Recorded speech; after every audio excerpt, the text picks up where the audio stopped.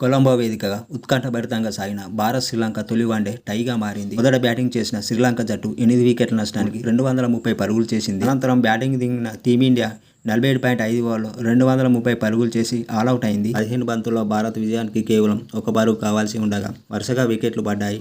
దీంతో భారత్ ఆలౌట్ అయింది. అయితే ఈ మ్యాచ్ అనంతరం శ్రీలంక కెప్టెన్ చరిత్ అసలంక ఈ విధంగా చెప్పుకొచ్చాడు. 230 పరుగుల లక్ష్యం కాపాడుకుంటామని భావించా. అయితే మేము టీమిండియాకు 230 పరుగుల కంటే తక్కువ స్కోర్కే పరిమితం చేయాల్సింది.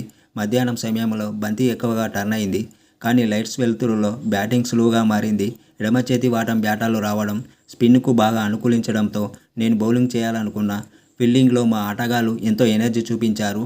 ముఖ్యంగా సెకండ్ హాఫ్లో ఇది సంతోషంగా ఉంది.